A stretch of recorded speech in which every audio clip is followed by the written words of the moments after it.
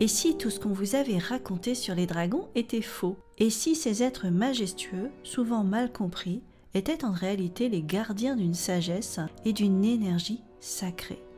Aujourd'hui, je vous invite à redécouvrir les dragons sous leur véritable lumière, celle de protecteurs et de guides, injustement diabolisés dans certaines légendes humaines et même dans la Bible. Alors préparez-vous à voir les dragons tels qu'ils sont vraiment, des gardiens du sacré, des alliés de l'humanité et des ponts entre les mondes visibles et invisibles. Dans cette vidéo, vous allez découvrir les dragons à travers différentes cultures et leur véritable rôle, celui de préserver l'équilibre entre les mondes et d'accompagner l'humanité dans son évolution. Êtes-vous prêt à découvrir ces êtres légendaires? Bonjour, je m'appelle Larissa. Depuis mon enfance, j'ai une capacité naturelle à communiquer avec les mondes invisibles.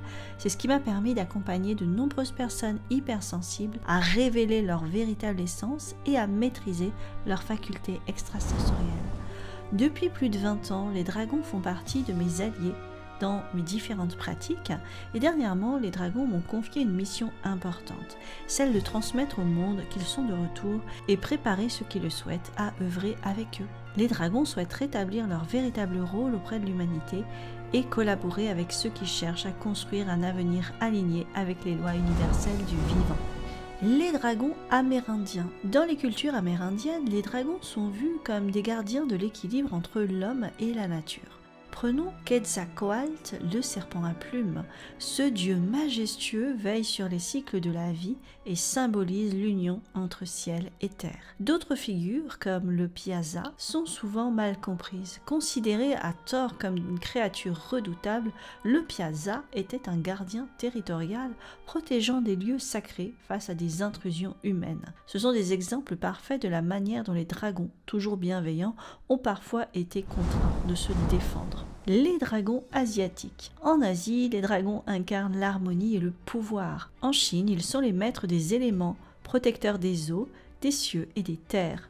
Les dragons impériaux, par exemple, symbolisent la prospérité et la sagesse divine. Lors des danses du Nouvel An, ces créatures majestueuses sont invoquées pour purifier les lieux et protéger contre les énergies négatives.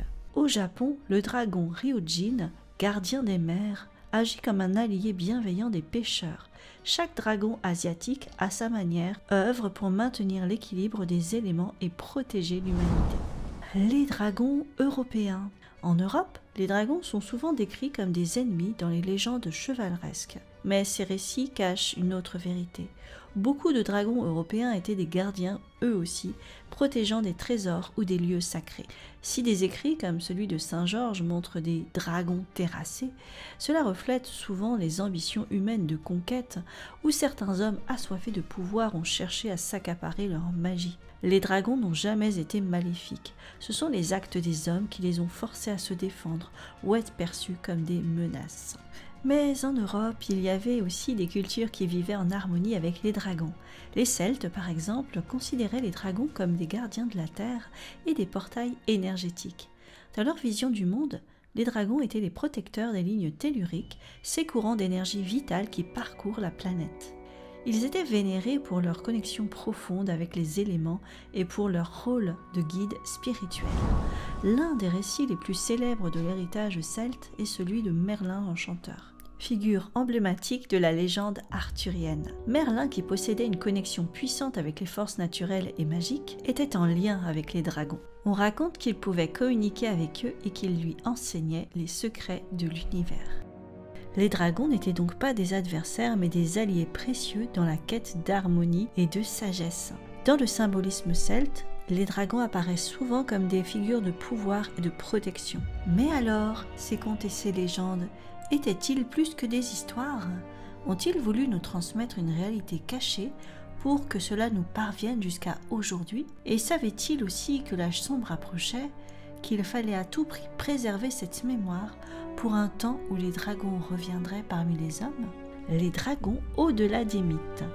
Et si les dragons n'étaient pas juste des créatures légendaires? Et si au-delà des mythes, ils existaient vraiment, mais sur un autre plan de réalité, sur un autre plan de conscience, accessible uniquement aux êtres au cœur pur? Ces êtres multidimensionnels, les dragons, sont les gardiens de l'équilibre énergétique entre les mondes visibles et invisibles. Leur rôle a toujours été celui de protecteur, de guide et d'allié. Leur retour aujourd'hui marque une opportunité unique, celle de collaborer avec eux pour ramener harmonie, lumière et alignement dans nos vies. Les dragons ne sont donc pas les monstres des contes, ils sont les alliés de ceux qui cherchent à œuvrer pour un monde meilleur. Si cette introduction vous a inspiré, abonnez-vous pour plonger plus profondément dans leur univers à travers d'autres vidéos, pratiques et méditations. Dites-moi en commentaire, est-ce que vous sentez que les dragons sont de retour pour nous guider? Merci d'avoir regardé cette vidéo, c'était Narissa, je vous dis à très bientôt pour une nouvelle exploration.